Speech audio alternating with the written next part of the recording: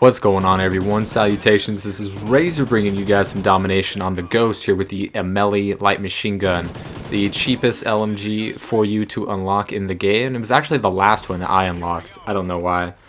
It took me a while to actually get to the LMGs just because, the game is pretty much all about assault rifles and SMGs in most Call of Duties, so the LMGs are kind of like the last ones you get to, and I love sniping and shotgunning and pistoling.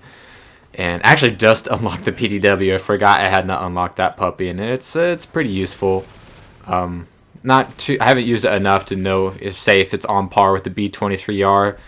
It's definitely no Raffica, but you definitely see more of it than some of the other pistols, especially when it comes to the snipers.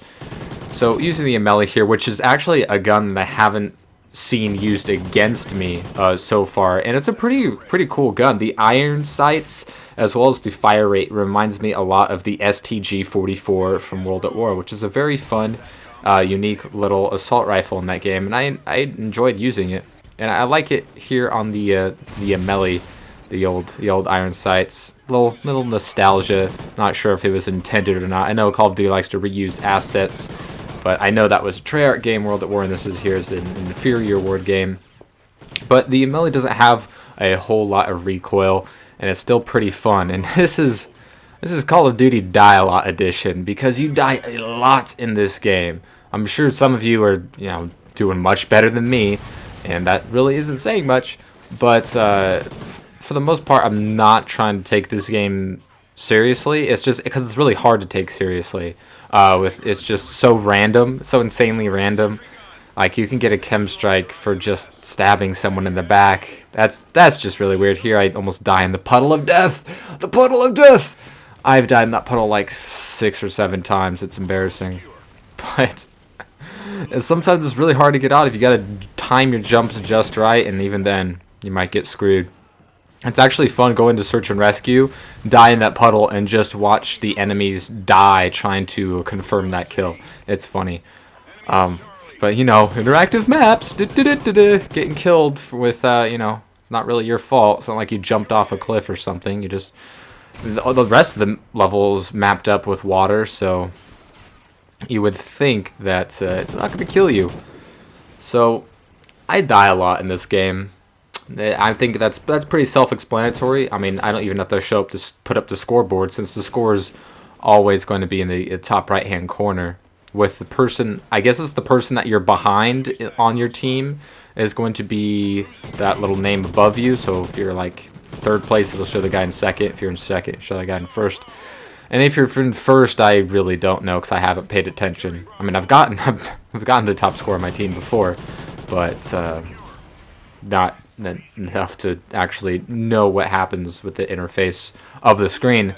But the guns kill so damn fast in this game. A lot of them don't have much recoil, LMGs included. I don't know who thought it was a good idea to make so many of the weapons kill at 2 bullets across the map, even with silencers. And I'm not just talking about the Honey Badger here.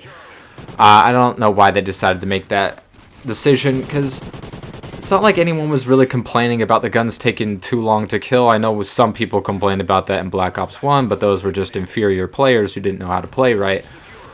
And if you think the guns take too long to kill, that's what hardcore's there for. So I don't really understand why why there's ever complaints, or why Infinity Ward felt like they needed to make all the guns kill in 2 bullets across the map with suppressors. But, I mean, that's just me. I understand probably a lot of people really like this change. And there's always that argument, so like, well, if everything's overpowered, there's nothing's overpowered. That's never been the case. I don't know what people are talking about when they say that. Like in Black Ops 2, some people said, like, oh, every single gun's overpowered. Well, then it's balanced. That's good. That's not how it worked. Black Ops 2 obviously had, 2 superior guns and a superior setup, target finder, head glitching, and there's still the target finder and head glitch in this game. Hell, every single wall is a head glitch thanks to this stupid fucking leaning system. And then you got the wall hack support streaks and all this other extra nonsense that you have to deal with that we didn't have to deal with in Black Ops 2. So it makes you appreciate the last game a lot more, because I think it becomes increasingly more people become more increasingly aware of how inferior Ward is not as good of a developer as Treyarch, and they don't make as good games. So, hopefully Treyarch's first next-gen attempt can bring some more life into the series, but that's a long ways away. So we got Call of Duty Ghosts to deal with. I don't know when them dedicated servers are going to come out, but I can't fucking wait. I cannot wait, because the lag in this game is atrocious. It's the laggiest Call of Duty ever made, and that definitely doesn't help all of the other problems that are present in the game that probably won't get fixed. I mean, I'm not saying that the lag is going to disappear. I mean, it is Infinity Ward, but they will find a way. Infinity Ward, they always find a way to fuck with you.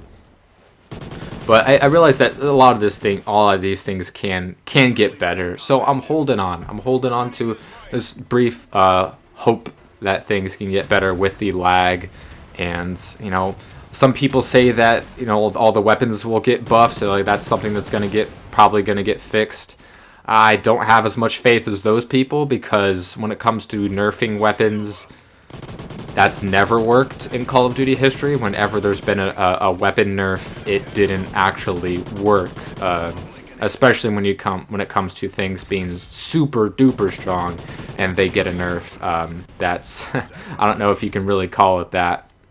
More like a slight modification, in that they tell people that it changed when it didn't really change. But we all know how they work. I mean, and Treyarch isn't innocent of that either. I mean, come on. They said they were going to fix the FAMAS, and look how that worked out. I'm getting a lot of score streaks here with this MLE. I was disappointed I wasn't running anything higher, because I think I would have gotten it once or twice. Probably just once, because people love to overestimate their abilities, and I am not immune to that. But I've got Sentry Gun a few times, IMSs as well. But I didn't change my my score streaks, because I was on a different weapon setup that wasn't going to get me a lot of kills, and wasn't designed to. But this was actually my very first time using the MLE. And I don't know what Infinity Ward uses to say what your favorite weapon is, but after this game it said the MLE was my favorite weapon, and I have 57 kills with it. So it's like my second least used weapon in the entire game, so I don't know where that data comes from.